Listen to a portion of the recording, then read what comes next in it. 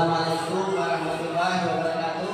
Waalaikumsalam warahmatullahi wabarakatuh. Bagaimana kabar hari ini? Sebelum kita mengikuti pelajaran, coba persiapkan semuanya.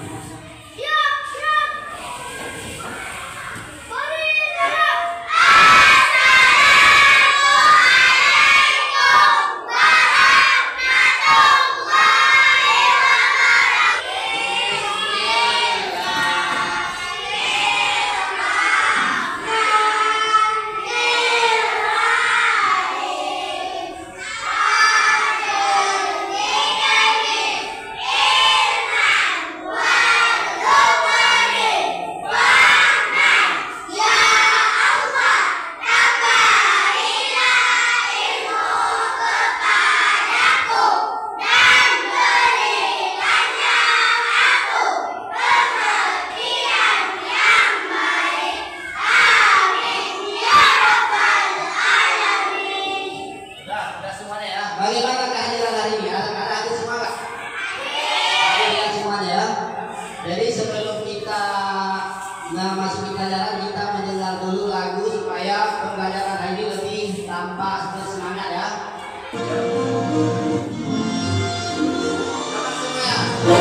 Semuanya ada nih. Yang besar, yang besar.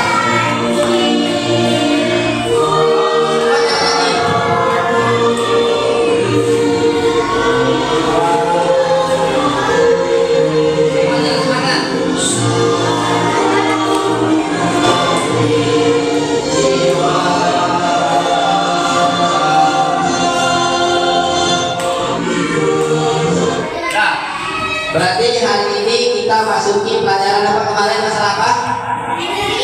Masalah energi. Anak-anak merupakan suatu unsur generasi terpenting suatu bangsa. Jika bangsa itu baik, kualitasnya secara fisiknya, secara mental, maka kita akan menjadi bangsa yang kuat.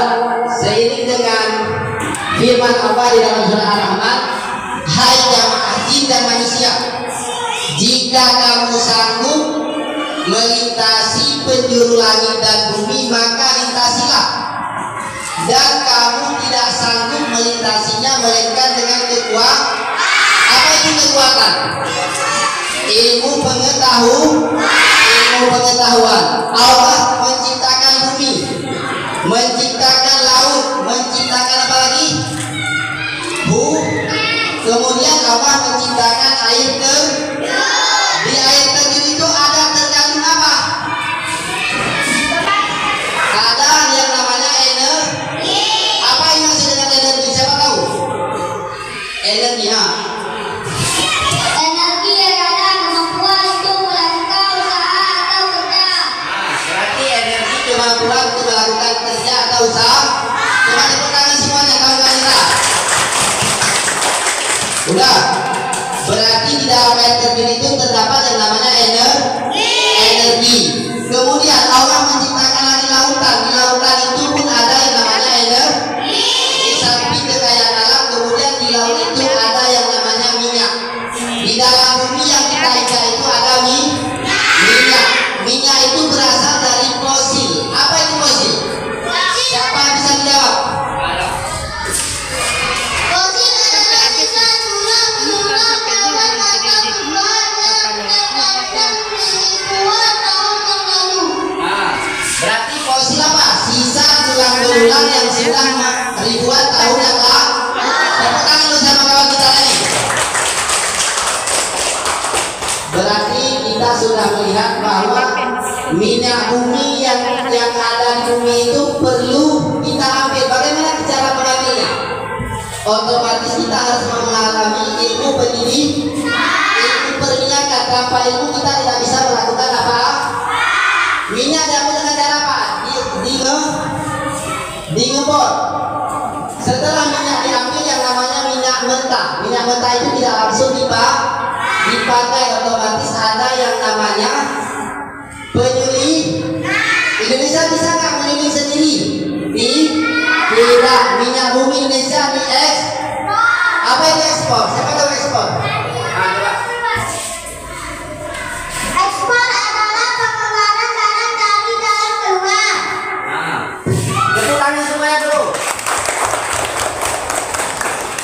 ekspor itu artinya barang yang dari dalam dikeluarkan. Kemudian Indonesia setelah mengekspor, kemudian mereka mengimpor kembali. Kenapa? Karena SDM kita masih kurang. Apa itu impor? Siapa tahu? Nah, coba. Impor adalah pemasukan barang dari luar ke dalam. Coba tepuk tangan semuanya. Impor itu pemasukan barang dari luar ke dalam. Jadi sudah mengerti semuanya? Nah, berarti energi yang berasal dari fosil itu akan lama-kelamaan dia akan habis. Karena energi fosil itu energi yang tidak terbarukan. Artinya dia itu tidak bisa didaur ulang. Setelah dipakai dia itu akan habis. Seperti tadi minyak untuk kendaraan bermotor apa namanya? Bensin. Kalau untuk mobil apa lagi namanya? Namanya solar. Kemudian untuk pesawat terbang apa namanya? Siapa tahu? Untuk pesawat terbang aftur. Berarti untuk pesawat terbang namanya Seandainya energi fosil habis, apa yang harus kita lakukan? Otomatis kita akan beralih ke energi terbarukan. Apa saja yang termasuk energi terbarukan? Siapa bisa jawab? Nah, coba. Energi panas bumi diperoleh dari panas bumi dapat digunakan untuk membangkit listrik geotermal. Berarti yang pertama geotermal itu energi yang berasal dari panas bumi. Coba tepuk tangan kawan kalian semua.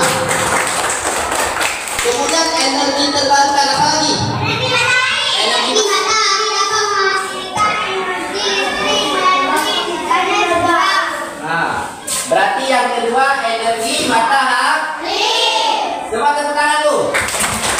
Nah, energi matahari bisa saja dihasilkan menjadi energi listrik melalui panel surya. Yang ketiga apa? Siapa tahu lagi? Nah, coba. Yang bisa. Energi angin dari gerakan angin dapat menggerakkan turbin dapat menghasilkan energi listrik. Nah, tepuk tangan tuh semuanya. Kemudian siapa tahu lagi? Nah, coba. Energi air terjun dapat dimanfaatkan untuk membangkit listrik tenaga air. Nah, berarti energi terbarukan apa yang pertama lagi? Air. Habis itu apa lagi? Matahari. Habis itu angin. Satu lagi panas bumi atau geotermal. Semua itu menghasilkan energi listrik.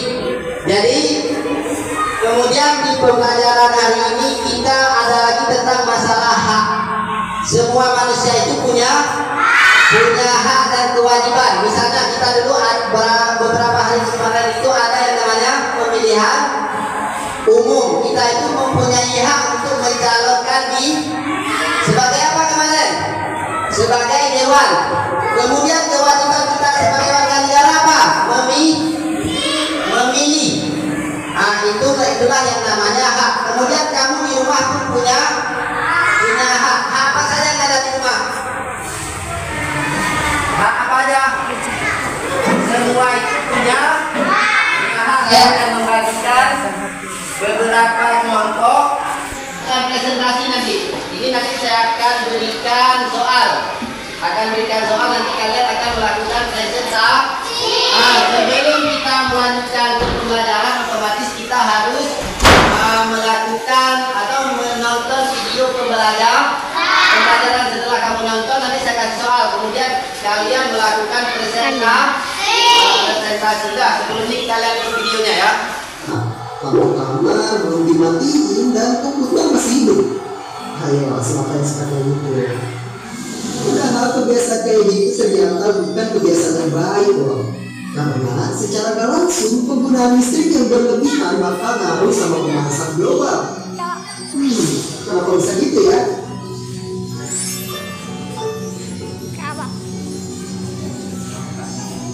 Oke dulu. Pemanasan global itu fenomena meningkatnya suhu rumah kaca.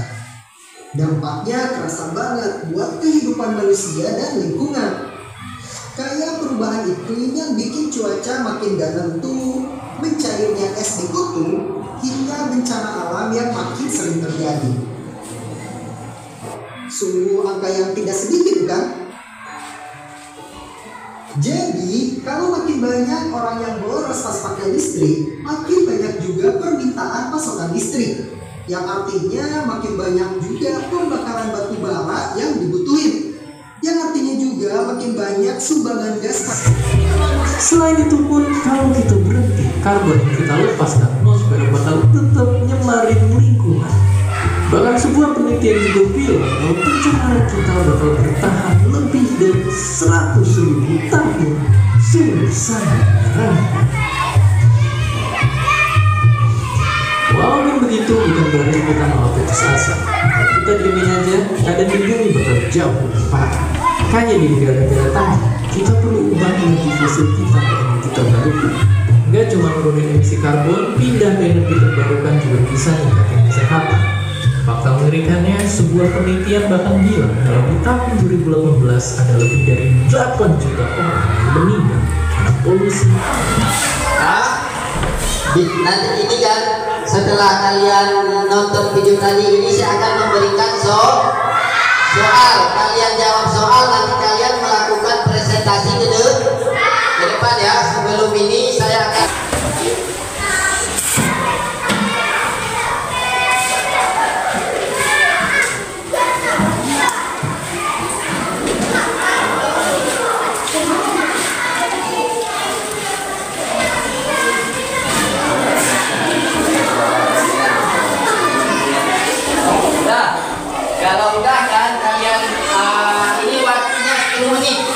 waktunya 10 menit, nanti kalian buat ya, waktunya 10 menit.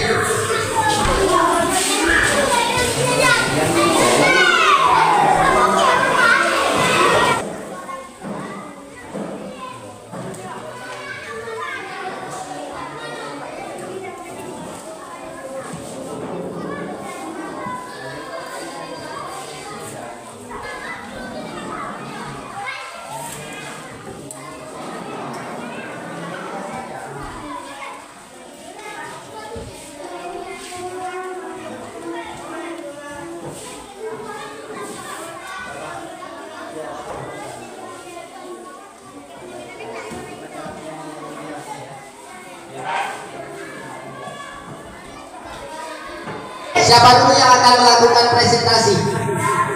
Kelompok 1. Nah, pertama kelompok 1, kelompok 2, kelompok 3, kelompok yang lainnya akan memberikan nanti ajukan pertanyaan dan tanggapan ya. Jadi untuk kelompok 1 kita persilahkan dengan segala hormat.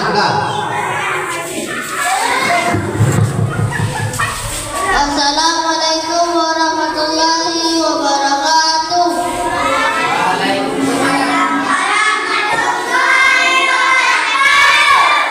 Semangat. Nama saya Abdul, saya dari kelompok 1. Saya ingin mempresentasikan dengan teman-teman saya. Apa yang dimaksud dengan energi? Apa perbedaan energi terbarukan dan tidak terbarukan? Jawab, energi adalah kemampuan untuk melakukan kerja atau usaha. Energi terbarukan diperoleh dari sumber daya alam yang dapat diperbaharui. Contoh adalah sinar matahari, angin, air panas, bumi, dan biogas. Saya bertanya lagi. Yang besar sedikit. Assalamualaikum warahmatullahi wabarakatuh. Nama saya Farhan Nafisa. Saya dari kelompok 4 ingin bertanya kepada kelompok 1. Apakah penggunaan energi matahari dapat mengurangi pemanasan global? Coba tepuk tangan dulu semuanya. Jawab. Kita dapat mengurangi ketergantungan pada bahan bakar fosil dan menghentikan dampak pemanasan global. Energi matahari dapat menghasilkan energi yang mestinya untuk melakukan tanpa adanya efek samping. Potensi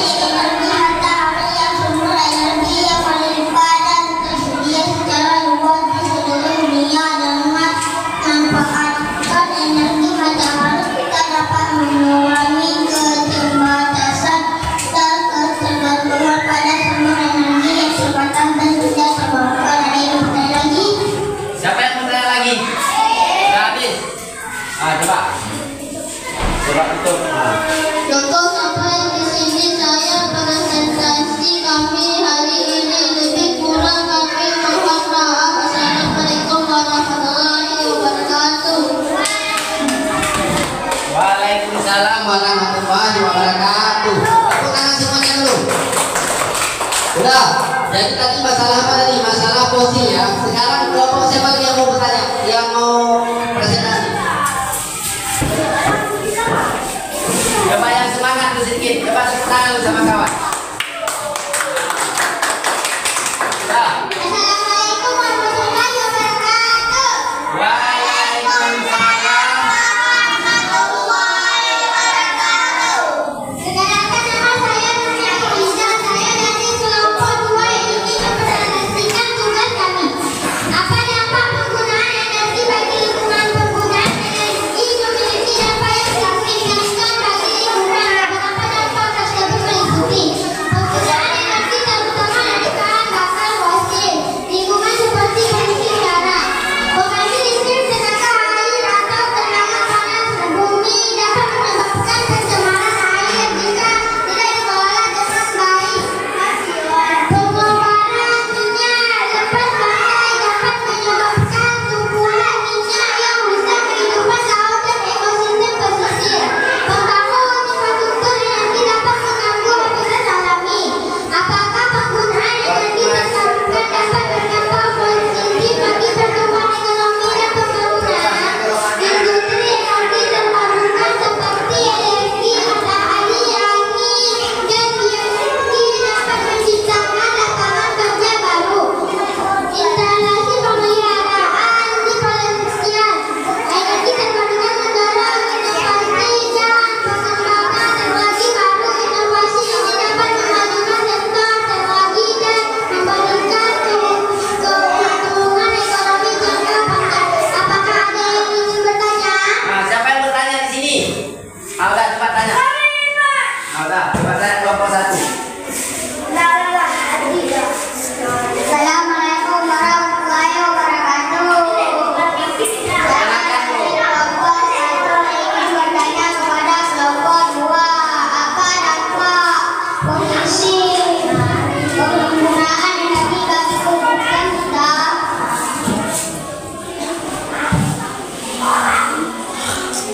Penggunaan energi pemukiman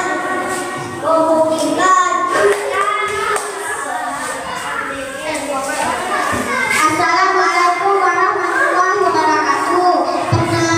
Perkenalkan, nama saya Fika Husna. Saya dari kelompok 4. Saya ingin bertanya kepada kelompok 2. Apa peran energi bagi pertumbuhan ekonomi?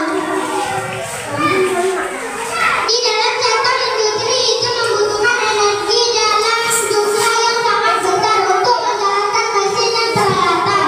Energi yang ada dan terjangkau memungkinkan produksi dan efisien yang meningkatkan produktivitas yang pada gilirannya mendukung pertumbuhan ekonomi.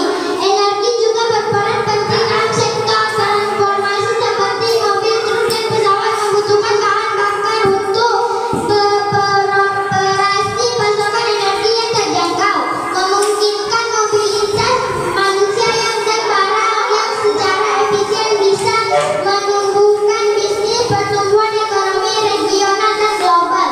Apakah ada yang ingin bertanya lagi?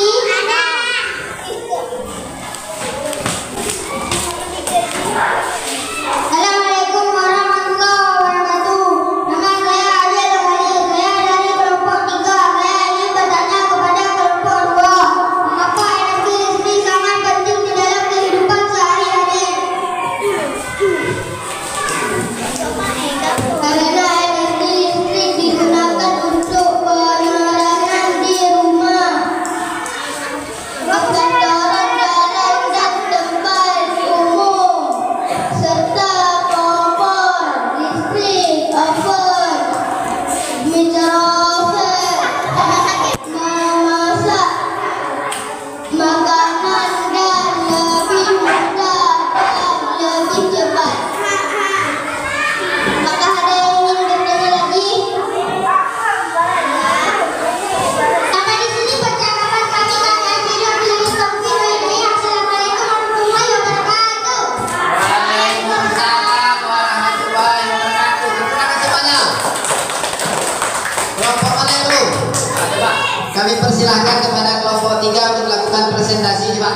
depan.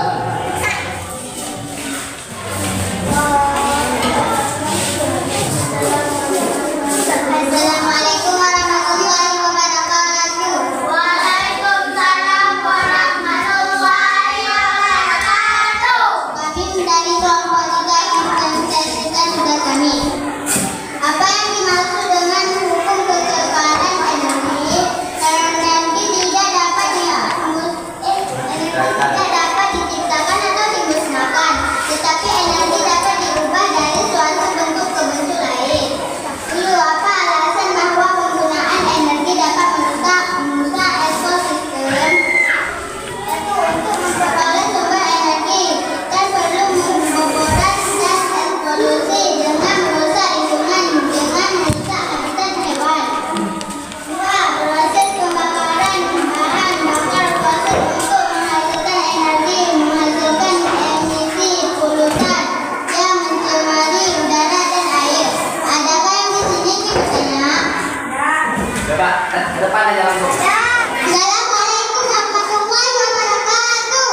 Waalaikumsalam warahmatullahi wabarakatuh. Perkenalkan, nama saya Rani Maulida. Saya dari kelompok 2 ingin bertanya kepada kelompok 3. Apa yang dimaksud dengan energi terbarukan?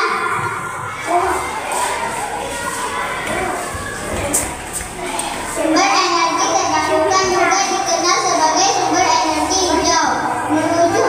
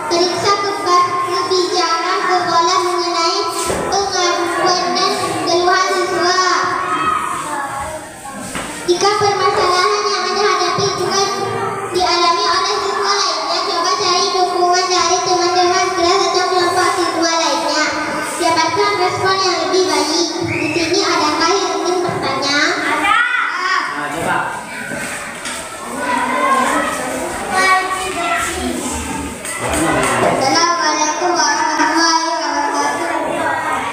Nama saya Muhammad Azam David. Saya dari kelompok 1. Ingin bertanya kepada kelompok 4. Apa hak dan kewajiban seorang siswa di sekolah? Setiap siswa berhak mendapatkan pendidikan yang berkualitas setara tanpa diskriminasi. Setiap siswa berhak merasa aman dan nyaman di lingkungan sekolah bebas dari kekerasan, pelecehan, dan penindasan. Siswa berhak berpartisipasi dalam kegiatan akademik, sosial, budaya di sekolah, serta berhak menyuarakan pendapat dan mendapatkan kesempatan untuk berkontribusi. Bertanya lagi?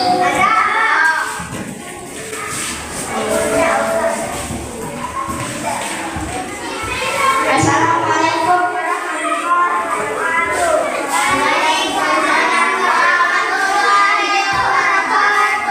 Saya dari kelompok 3. Saya ingin bertanya kepada kelompok 4.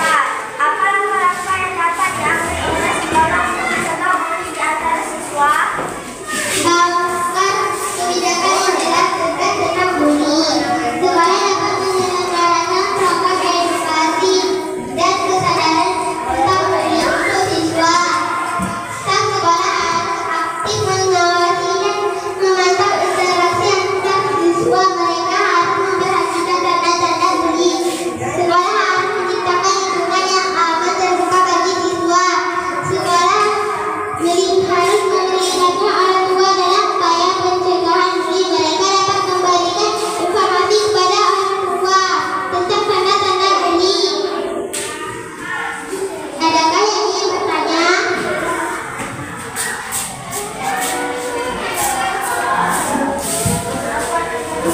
Assalamualaikum warahmatullahi wabarakatuh. Saya dari kelompok 2 ingin bertanya ke kelompok 4. Apa yang harus dilakukan siswa jika mereka mengalami masalah di sekolah? Siswa dapat mencari bantuan atau berbicara dengan guru atau staf sekolah yang mereka percaya. Guru atau staf sekolah dapat memberikan nasihat, dukungan, atau membantu menyelesaikan masalah yang dihadapi siswa. Siswa dapat berbicara dengan orang tua atau wali mereka tentang masalah yang mereka hadapi di sekolah. Orang tua atau wali dapat memberikan dukungan, memahami situasi, dan membantu mencari solusi yang tepat. Sampai di sini saja presentasi kami. Wabillahi taufiq wal hidayah. Assalamualaikum warahmatullahi wabarakatuh. Tangan semuanya. Waalaikumsalam warahmatullahi wabarakatuh. Jadi sudah kita lihat semuanya presentasi hari ini semuanya mantap kan. Sebelum melanjutkan coba tepuk tangan dulu semuanya. Jadi pada intinya yang bisa kita ambil kesimpulan dari pembelajaran tadi yaitu masalah apa tadi? Masalah energi. Apa lagi energi? Energi adalah kemampuan untuk melakukan kerja atau usaha. Kemudian energi fosil ini sebenarnya banyak yang sudah habis. Seperti negara-negara penghasil minyak sekarang, seperti negara Timur Tengah, kemudian atau lebih dikenal sebagai negara OPEC, negara-negara penghasil minyak. Kemudian setelah energi fosil itu habis, kita itu akan beralih kepada energi apa tadi? Energi terbaru. Salah satu energi terbarukan apa tadi? Energi matahari. Kemudian energi apa lagi? Energi air. Kemudian energi apa lagi? Energi panas energi air, energi panas bumi, semuanya itu bisa membagi tenaga listrik. Kalau seandainya kita tidak ada energi, apa yang harus kita lakukan? Lepaskan. Otomatis manusia itu akan mengalami kelemahan salah satunya. Kemudian kalau seandainya kita kekurangan energi, otomatis mempunyai suatu keterlambatan. Contohnya aja, kita transportasi menggunakan energi, baik transportasi darat, laut maupun udara. Kalau seandainya energi fosil habis, otomatis semua kita akan beralih kepada energi